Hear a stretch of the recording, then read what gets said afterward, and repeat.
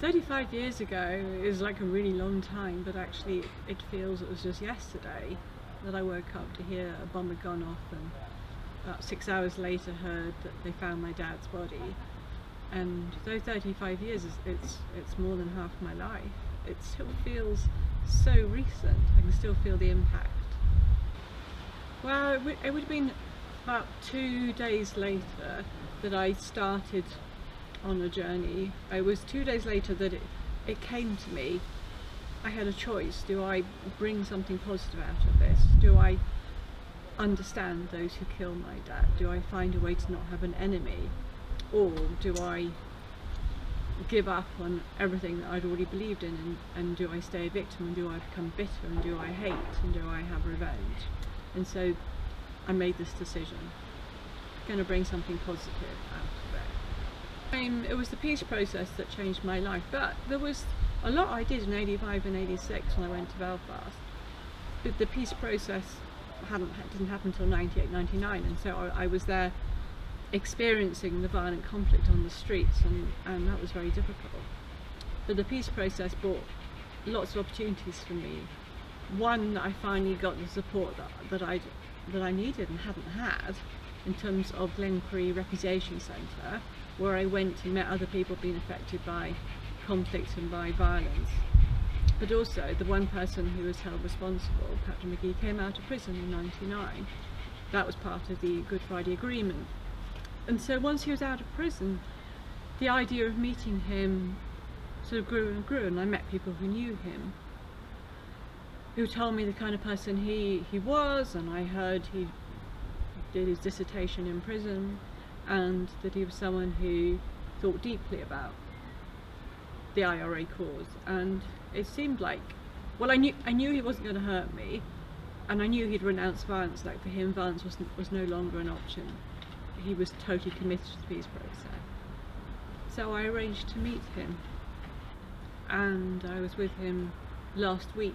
We met to have a conversation, to have a cup of tea, and for us a cup of tea is very symbolic, because the first time we spoke in public, which would have been in 2001, he said he now knows he could sit down and have a cup of tea with my dad.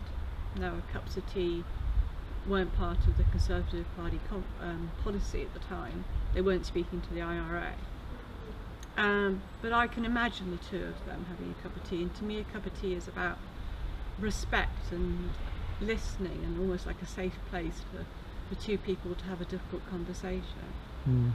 And so for us to be having a cup of tea together, and we did talk about some difficult subjects, even after all these years, and I've shared platforms with him around the world. I've met 300, 400 times.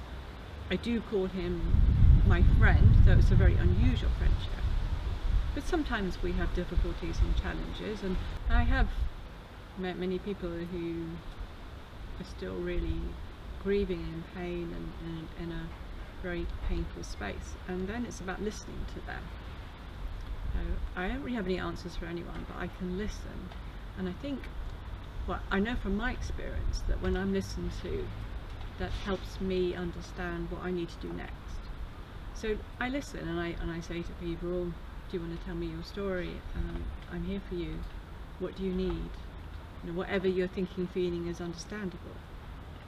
There's no right or wrong way to feel or cope after these traumatic events. And many people have experienced trauma. I mean, even when I go into schools, I say to the young people, many of you are sitting here having already had a lot to face. Yeah, and there's not a right or wrong way to change that, to overcome it, to heal, to grieve. And the other thing that I know is that we're all doing our best. And so if someone is still feeling really unhappy after 30, 40 years, the chances are they haven't received any support. You know, they've maybe had secondary problems. You know, who knows what they've been going through. So for me, if someone's really angry with me or says they can't do that, then I move into listening. I have no need to prove to anyone or suggest my way. It's not about that.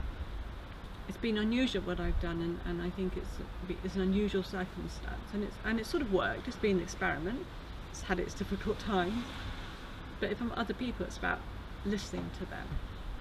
I've I mean, to me it's a privilege to be asked to speak in different countries and different conflicts, and I've met people around the world who've been affected by war and genocide and terrorism and homicide, and it is always about sort of being able to listen and create that safe space. You know, it's very easy to listen to people and then suggest things that they do, but what I've learned from my own process, that I've had to dig deep to find out what works for me. Even if I don't always understand it all, it can be difficult. And so it's about creating a safe space for other people to find what's right for them and what they need. Now, I believe that we have the inner resources to move beyond the sense of I'm right, you're wrong, and I'm not going to speak to you because you've got a different opinion. We will find a way. And that more people are actually listening to each other than perhaps the press is telling us. I don't believe the divide is as big as it's said. Having said that, I worry about Northern Ireland. I know enough to know that the people living at the borders are having a really hard time. The uncertainty, the worry, and the message that I want to say is that I'm not the only one, but I really care about the people there. You know, I really, really care. I know that from seeing threads on Twitter, from being there, from hearing stories, that people, it's not that long ago, people going through so much distress and experiencing violence. It's just 20 years ago. You know, we had the ceasefire, so. And I really do care that they feel safe and protected, and some of the language I've noticed from the British government is about it's their problem, it's the Irish problem. It's ours. We're responsible. These islands, we're in this together, and it's a shared responsibility.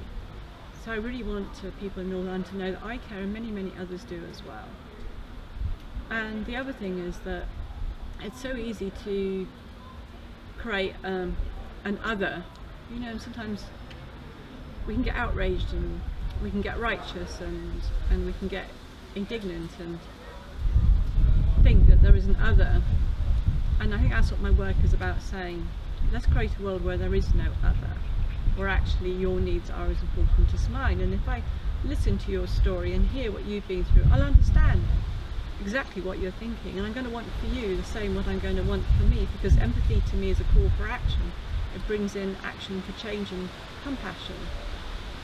And I want to see a world where we care about everyone in the world, not just those on these islands, but those around the world. Because when we care, we're going to change our foreign policy will be different, our thoughts on climate change, our immigration, working to stop poverty, stop hunger. And I think we're only going to have peace, and this is what I've been looking at, is for the last 35 years, is how do we create peace? And the only way is to really see the humanity in absolutely everyone in the world. And that's difficult because we've all got trauma from our past, from what we've inherited.